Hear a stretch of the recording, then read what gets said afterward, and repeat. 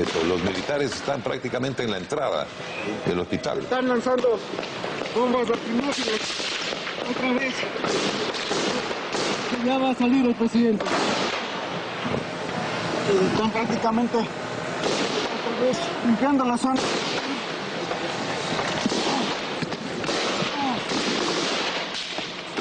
Alguien cayó herido, pero la camioneta con el presidente de la República salió, incluso con el resguardo de elementos armados. Un militar parece que cayó aquí justo. Sí. Casi justo frente a nosotros. Lo vimos caer, allí está. Allí está, no sé en qué... Una lluvia de gas lacrimógeno para sacar al presidente. Prácticamente el mandatario ya salió en medio de una ráfaga de gases lacrimógenos. Un policía cayó aquí, está gravemente herido. A ver si algún organismo de socorro nos puede ayudar a socorrer a un uniformado que prácticamente está tendido y no se mueve. Esa jornada yo empecé dejando a mis hijos en la escuela a las 6:30 de la mañana y de repente recibo una llamada telefónica que me alertaba de una protesta en el Regimiento Quito número 1. Yo no estaba todavía trabajando, pero a esa hora yo alerté a las autoridades del canal, a los productores, a los directores de emisión, de que estaba pasando algo en el Regimiento Quito. Lo que se veía, decía ahí, es policías quemando llantas, cerrando las puertas del Regimiento Quito, decidieron no salir a trabajar, dejando a la ciudad en completa inseguridad. Ese día era un día aparentemente normal, ¿no? Yo hasta las 5 de la tarde estuve dentro del hospital donde estaba asilado el presidente de la República y luego salí a editar en la unidad móvil del canal. Allí, mientras yo editaba, se empiezan a dar los primeros enfrentamientos entre policías y ciudadanos de Alianza País que venían a respaldar al presidente. A las 8 de la noche el noticiero Televistazo decide romper una cadena nacional y empezar con el noticiero, es decir, nosotros trabajamos como si hubiese sido un día normal. Nunca dejamos de trabajar, nunca apagamos nuestras cámaras. Y es así que yo a las 8 de la mañana, a las 8 de la noche con 5 minutos, salgo en el noticiero diciendo que el presidente de la República va a salir del hospital y que los policías estaban haciendo una calle de honor. Y mientras el noticiero estaba informando de los hechos delincuenciales que se dieron ese día, empieza a llegar un pelotón de militares en camiones y al momento de descender se empiezan a escuchar las primeras balas y bombas lacrimógenas y se desató realmente el caos.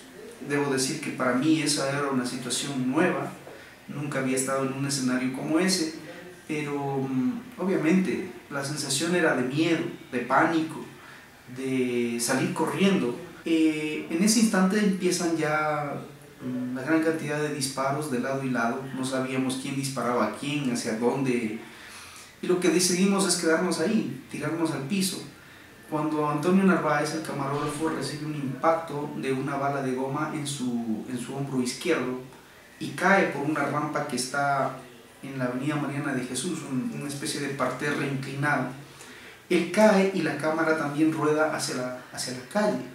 Es ahí el momento de mayor pánico para los dos. Y yo me acuerdo que lo único que hacía era pegar la cara al asfalto, a la vereda, y decir que por Dios ya pare esa situación. Entonces mientras se seguían disparando, yo me quedo pensando un rato así y escucho que Alfonso Espinosa de los Monteros estaba relatando lo que pasaba en la avenida Mariana de Jesús. Es decir, él no tenía una imagen clara porque la cámara estaba virada y lo único que tenía era el sonido del micrófono, todo lo que captaba el micrófono.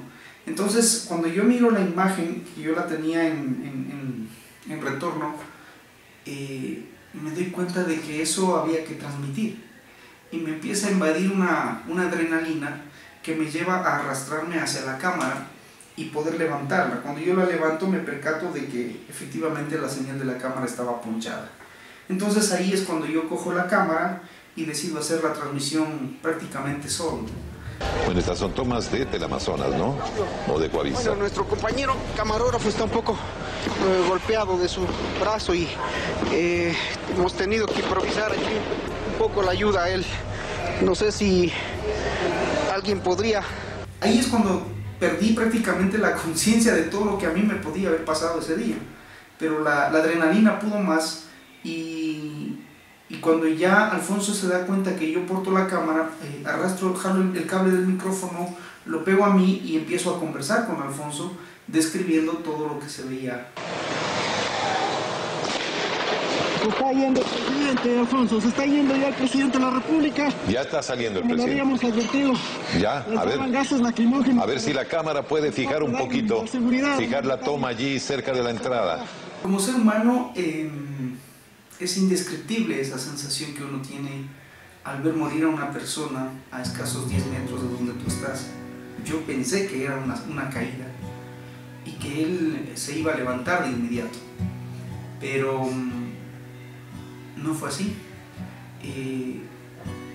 Cuando él cae, yo le digo al camarógrafo, a Antonio, que para ese momento ya estaba un poco recuperado, le digo, vamos a ayudarle, vamos a levantarlo. Pero ese fue el rato de la mayor cantidad de disparos. Entonces lo que pensábamos era arrastrarnos hasta donde estaba él y jalarlo hacia la parte de donde estábamos nosotros un poco más protegidos. Pero yo solamente alcancé a ver que él intentó incorporarse, intentó levantarse y luego cayó. Fue un momento de desesperación, ¿no? Es un día trágico, digo yo, un día de triste recordación, aunque muchos lo celebren. Yo creo que no hay nada absolutamente que celebrar, más bien reprochar la actitud de los uniformados, la actitud de ciertos militares. Un día en el que muchos niños, muchos jóvenes se quedaron huérfanos, un día en el que se perdieron vidas de jóvenes estudiantes, en el que mucha gente quedó herida, quedó golpeada. Yo creo que no, más allá de la discusión de si fue o no un intento de golpe de Estado, yo creo que este 30 de septiembre del 2010 será un día que después de muchos años va a dar mucho que hablar.